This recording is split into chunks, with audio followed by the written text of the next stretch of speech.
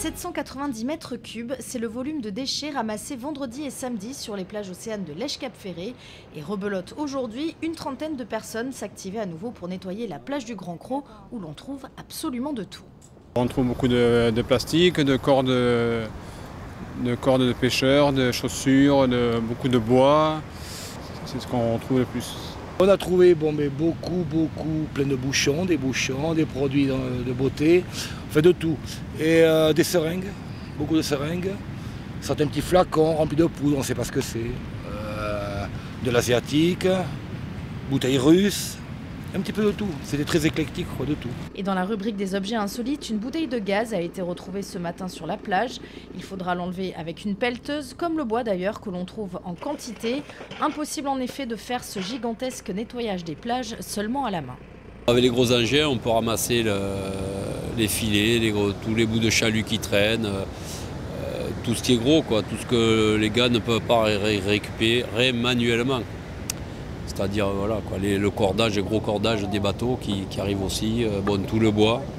Là on emmène des grillages en ce moment et donc les gars ne peuvent pas les enlever, c'est trop lourd. Après le reste, tout ce qui est petits trucs de plastique, les bidons, tout ça on ramasse à la main bien sûr. Pour moi depuis 11 ans que je suis sur la commune, c'est la première fois qu'on a un arrivage de cette importance. Espérons maintenant que les plages soient propres d'ici cet été. En tout cas, il y a encore beaucoup à faire. Et d'ailleurs, il se pourrait que soit lancé un appel aux bénévoles pour venir nettoyer les plages le week-end prochain.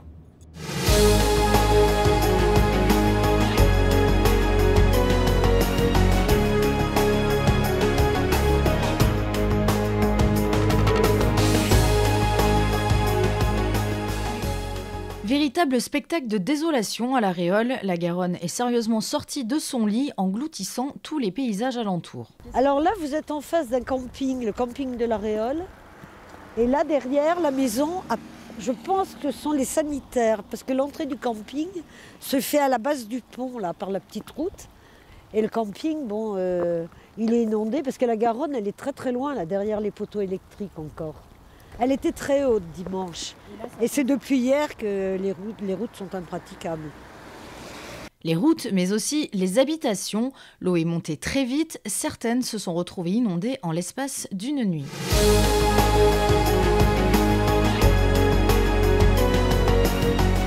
Samedi, du côté de Tabanac, les fortes pluies ont provoqué un glissement de terrain.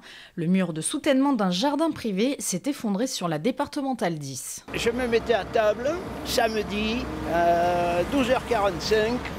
J'ai entendu un grand boum. Je crois que c'était une explosion. Et c'est tout ce mur, avec la terre qui est au-dessus, qui se sont effondrés sur la route et qui ont complètement obstrué la route. Il n'y a pas eu d'accident, heureusement, mais il y en a un qui a été surpris. Le mur s'est effondré devant sa voiture alors qu'il circulait à peut-être 60 ou 80 à l'heure. À quelques secondes près, il était enseveli sous la voiture. Samedi également, à 25 km plus au sud, pas de glissement de terrain, mais des inondations. La partie basse des quais de Langon a été envahie par la Garonne dont le niveau depuis ne cesse d'augmenter. Alors derrière nous, en fait, hier soir, sur les coups de 19h, en fait, la route était encore ouverte et il n'y avait pas d'eau dessus du tout. En fait. Donc dans la nuit, c'est monté gentiment jusqu'à ce que ce matin, la route soit couverte. Et en fait, moi, j'habite dans la rue qui est juste derrière le bâtiment, en fait, effectivement. Et pour pouvoir accéder ici, il a fallu que je fasse le tour par le haut, en fait, parce que là, je ne peux plus traverser par le bas. Et tout autour, jardins, parkings et routes ont été inondés. Des inondations qui pourraient bien s'accentuer. Météo France prévoit encore de fortes pluies pour les prochains jours.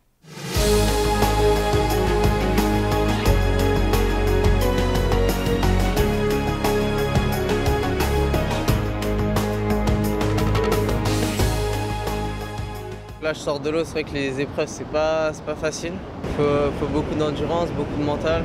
Endurance et mental, les deux qualités essentielles dont doivent faire preuve les quelques 180 candidats à la surveillance des plages.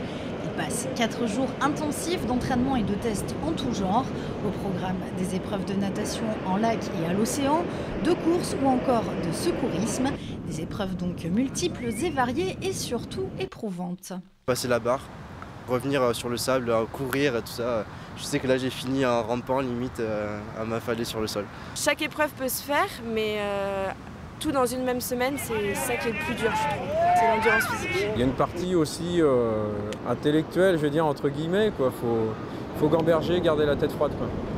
Et quand on leur demande qu'est-ce qui les motive à vouloir surveiller nos plages cet été, C'est le plus beau cadre pour travailler. On aime l'ambiance de sauveteur, l'entraide, la camaraderie, le fait de se rendre utile, aider les gens, aller à leur secours. L'amour de l'océan et puis bon, sortir quelqu'un de l'eau, c'est quand même satisfaisant, quoi. En tout cas, pour vous éviter un maximum de frayeurs, baignez-vous systématiquement dans les zones encadrées par les sauveteurs. Cet été, les plages seront surveillées tous les jours du 1er juillet au 31 août.